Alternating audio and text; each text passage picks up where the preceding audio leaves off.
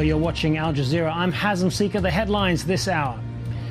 Turkey has lashed out at France for its decision to make it a crime to deny the Armenian genocide.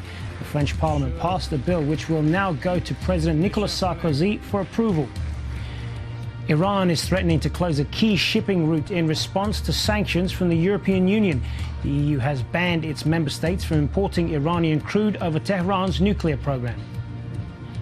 And Republican presidential hopefuls have debated in the U.S. state of Florida ahead of voting there. Newt Gingrich had won the previous primary in South Carolina, beating former frontrunner Mitt Romney. Well, more on our top story now. Irresponsible and a great injustice. That's how Turkey has described a decision by France making it a crime to deny the Armenian genocide. Well, what does it all mean for relations between the two countries? Caroline Malone has the details. Adopter définitivement la proposition de loi. No surprise if the French upper house passes the bill. It will now become a crime in France to deny that the killing of 1.5 million Armenians by Ottoman Turks in 1915 amounted to genocide. This reaction from French Armenians gathered outside. The Armenian foreign minister also delighted at the outcome. This day will be written in gold, not only in the history of friendship between the Armenian and French peoples, but also in the annals of the history of the protection of human rights worldwide. But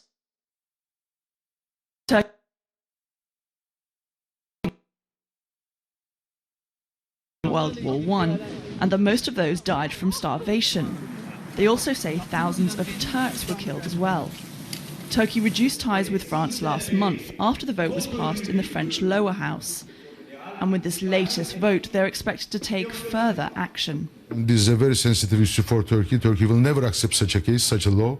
And now everybody will pay some prices, including Turkey, France, Armenia, the Armenian community here, Turkish community here, and then everybody will be sorry. French President Nicolas Sarkozy, whose UMP party put forward the bill, must now sign for it to become a law. Turkey says Sarkozy is cynically pandering to an estimated 400,000 voters of Armenian descent in an election year.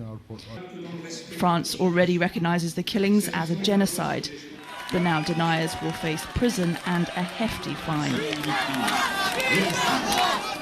Caroline Malone, Al Jazeera. Well, Aram Hamparian is Executive Director of the lobby group Armenian National Committee of America, and he joins me live from Washington, D.C. Thanks for being with us. First of all, your reaction to this move by the French Senate? I think it was a very powerful move in the sense that it's a genocide prevention measure. It's a stand against Turkey's ongoing denial of the Armenian genocide, but more broadly, a stand for a world without genocide, a stand to end the cycle of genocide by fighting and preventing its repetition. Well, clearly this is a very sensitive issue for Armenians around the world. But I want to ask you, France already has a law on its books recognizing the killing of Armenians as genocide. I believe it's had one since 2001 now. Why do you feel this should be taken further?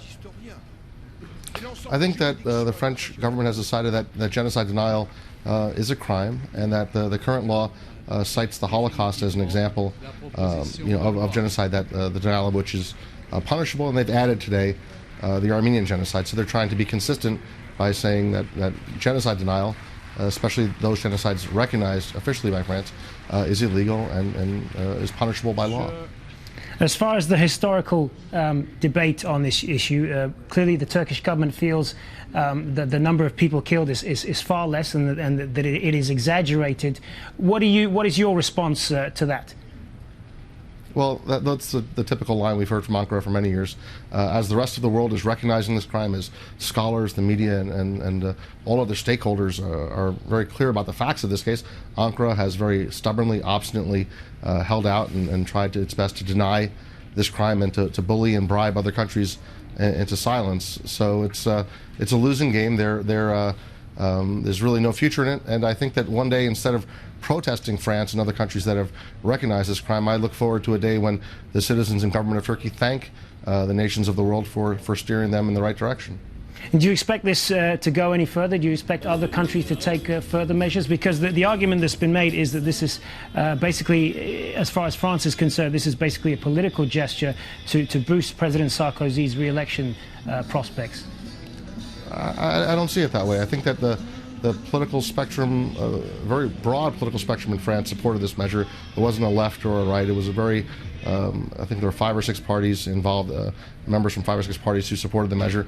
And I think that it's that kind of broad bipartisan, multi-partisan support exists not just in France, but in Russia and Sweden and Lebanon and Greece, Cyprus, so many other countries that have recognized this crime. One thing I'm very pleased to see is how this is getting so much attention in the United States. The French vote is getting a lot of attention in the United States, where President Obama, who promised as a candidate and as a senator to recognize this crime, walked away from his pledge. And I think this is a good reminder that the president needs to honor his own commitments and do the right thing and stand on the side of truth and justice. We're certainly, as Armenian Americans, going to make a very major push this April and throughout the rest of this year for the Congress and the president to do the right thing. Good to get your perspective on this. Aram Hamparian in Washington, D.C. Many thanks for your time.